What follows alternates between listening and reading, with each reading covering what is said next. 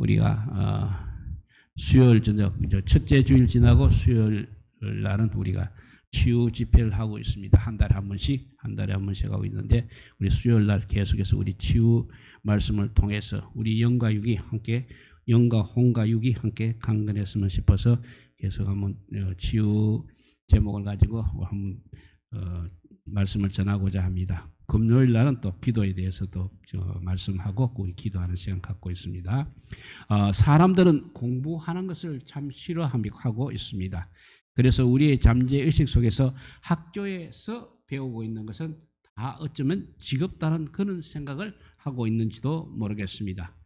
아동 창의성 연구의 최고 전문가인 어느 교수님이 이런 말을 했다고 합니다. 아이들에게 컴퓨터 게임을 못하게 하는 방법은 아주 간단하다. 학교에서 그것을 가르치면 된다고 했습니다.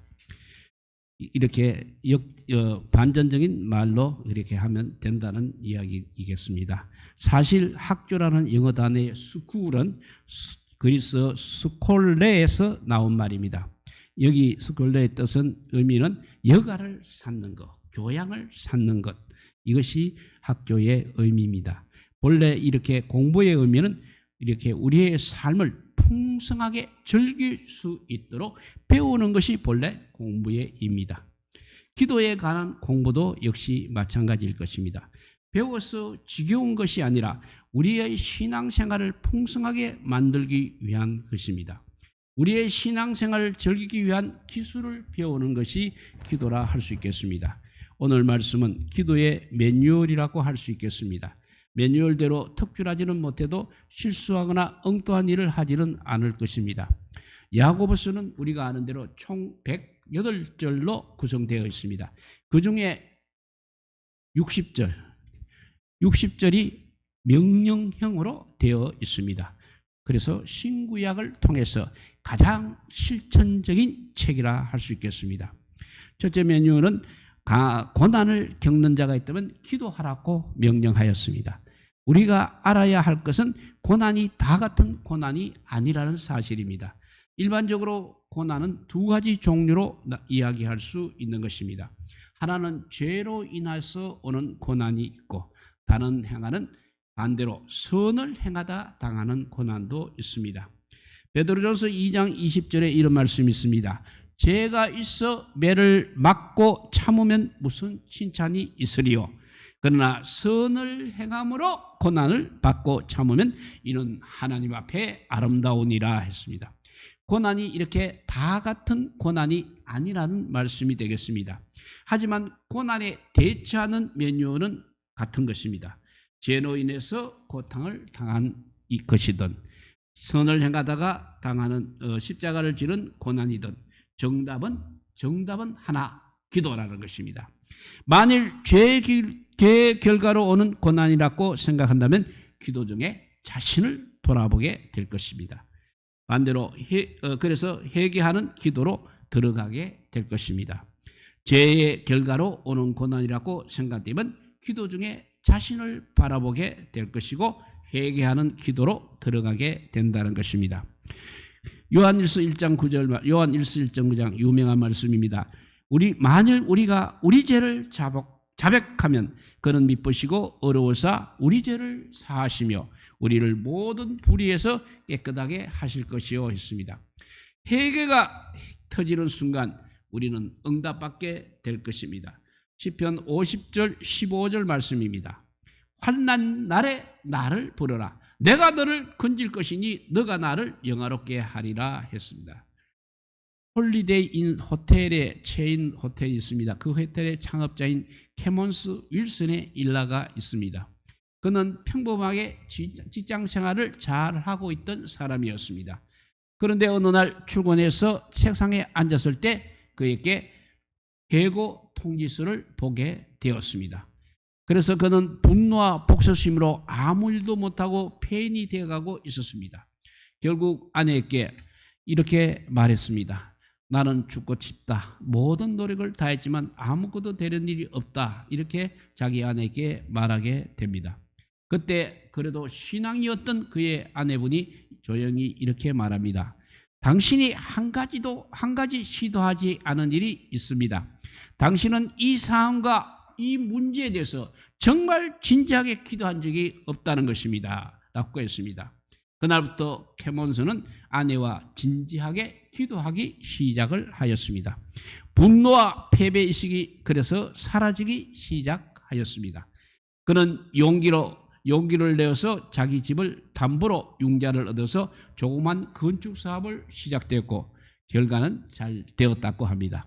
그러던 어느 날 그는 또 이렇게 기도를 하였습니다. 하나님, 제가 건축을 하면서 여기저기 여행을 하다 보니 호텔이 너무 비쌉니다. 산 호텔은 너무 또 지저분합니다. 하나님, 제가 저렴한 가격에 좋은 서비스를 제공하는 호텔을 지어 이웃을 섬기게 해 주십시오 하고 기도하다가 시작한 호텔이 바로 홀리데이 인 서울 호텔이라고 하는 것입니다. 기도가 우리에게 이렇게 답이 된다는 메뉴를 우리가 알았습니다. 그런데 우리가 착각하는 것 하나가 있는데 그것은 이 기도가 자동으로 된다고 생각하고 있는 것입니다. 기도는 하나님과의 대화이기 때문에 대화의 기술부터 배워야 하는 것입니다. 또 기도를 배운다는 것은 배우는 장소와 때가 있는 것입니다. 물론 우리가 혼자 공부하며 검정고시로 진학을 할 수도 있지만 그것은 일반적이지는 않지 않습니까? 물론 우리가 특수한 상황에서 특수한 방법으로 할 수는 있습니다. 그렇지만 일반적인 배움의 자리로 나아가는 것이 항상 안전한 것입니다. 바로 변화사는 우리에게 기도의 매뉴얼을 배우는 장소이자 방법이 될 것입니다. 우리는 찬송이 기도라는 것도 배우게 될 것입니다. 오늘 본문 13절에 보면 너희 중에 고난당하는 자가 있느냐? 그는 기도할 것이요. 즐거워하는 자가 있느냐? 그는 찬송할지어다 했습니다. 즐거운 일이 있을 때 찬송하는 것이 기도라고 그렇게 생각해 본 적이 있었습니까? 기도가 하나님과 우리 사이의 소통이라고 믿는다면 즐거운 일을 당하였을 때 찬송한다는 것은 하나님을 향한 우리의 신앙 고백이기 때문에 기도해야 하는 것입니다. 그래서 찬양과 감사 또한 연관이 되어 있습니다. 감사 찬양이 무엇이냐 하면 내가 누리는 그 축복이 하나님께로부터 왔다는 믿음의 고백이 바로 감사 찬양인 것입니다. 사도행전 16장 25절 26절 말씀입니다.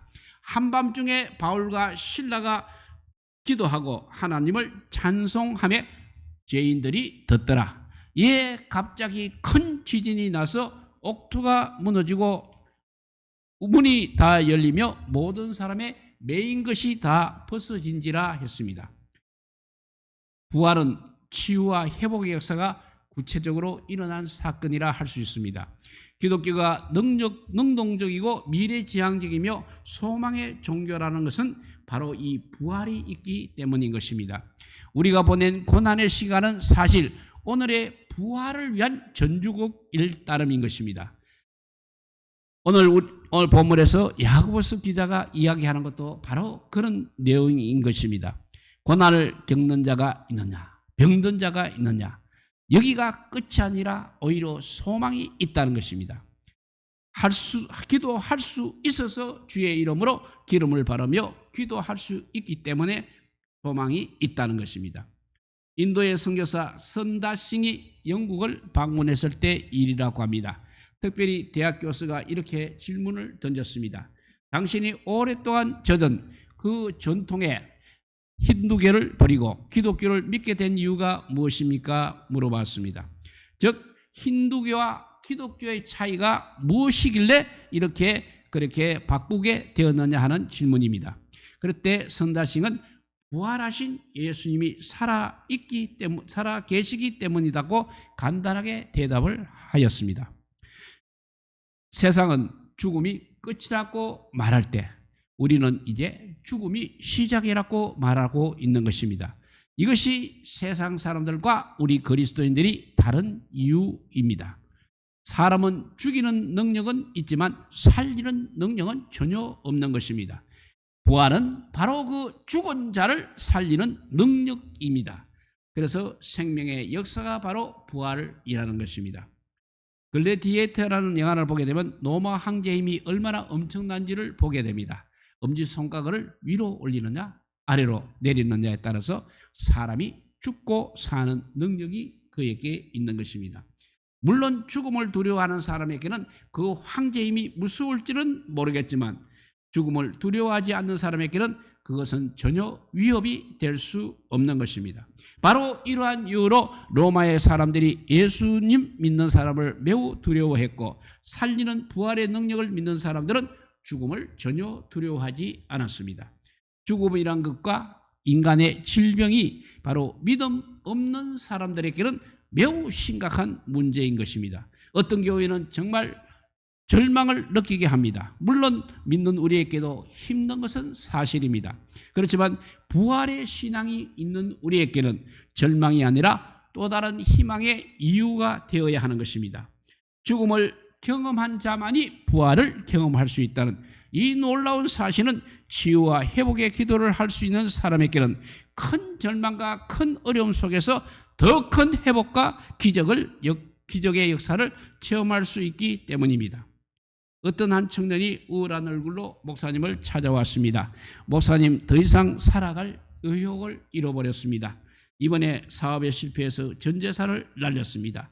친구들도 이제 찾아오지 않고 있습니다. 가족들도 저를 외면하고 있습니다. 저는 지금 자살하고 싶은 심정입니다. 라고 하였습니다. 이 청년의 말을 묵묵히 듣고 있던 목사님이 이렇게 말씀하셨습니까? 형제는 모든 것을 잃은 것이 아닙니다. 제사함을 잃었습니까?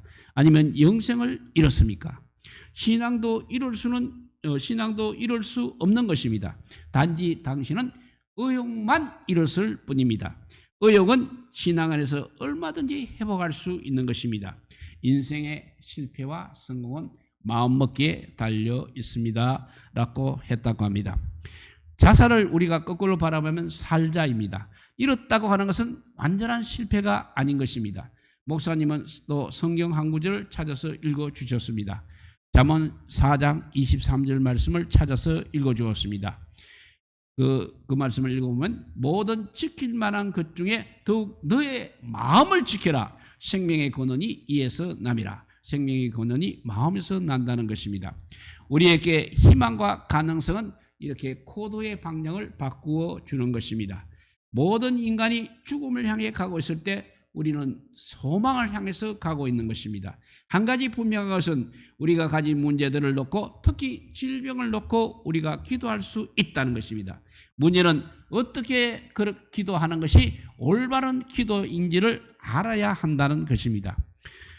첫째, 기도할 것이냐 약을 쓸 것이냐는 문제입니다. 15절에 보면 믿음의 기도는 병든 자를 구원하리니 주께서 그를 일으키시리라고 말씀하고 있습니다. 여기서 구원이라는 것은 바로 병으로부터 구원을 말하고 있습니다. 한때 과학자들과 의학자들 사이에 기도하는 것을 그냥 미신적으로 생각하는 그런 풍조가 있었습니다. 그런데 오늘날은 오히려 병원마다 기도하는 일을 오히려 장려하고 있습니다. 오히려 기도 생활과 영생 생활이 바로 대책 의학으로까지 그렇게 인정을 받고 있는 것입니다. 어느 날 말씀을 듣다가 기도하다가 하나님과의 막힌 담이 흘리면서 순식간에 나음을 얻는다는 것이 그렇게 이상한 일이 아닌 정도가 되었습니다. 우리를 죽이는 세포들이 말씀과 기도의 능력으로 회복이 될 수 있다면 더러운 암세포들을 우리가 단숨이 물리쳐 이길 수 있기 때문인 것입니다. 어떤 사람들은 하나님의 은혜가 임했을 때 말씀을 읽다가 고침을 받기도 하는 것입니다. 문제는 이 믿음이 오히려 지나쳐서 현대 의학의 치료까지 거부하고 기도에만 매달리는 경우가 조금 문제가 될 것입니다. 우리는 전 우주적인 역사 가운데 하나님의 임재하심을 믿고 있습니다.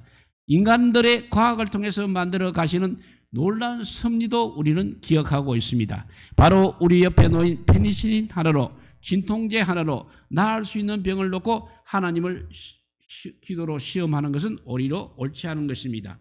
치유기도는 적절한 의학적 치료와 함께 하나님께서 허락하신 선물을 잘 활용하는 것이 올바른 것입니다.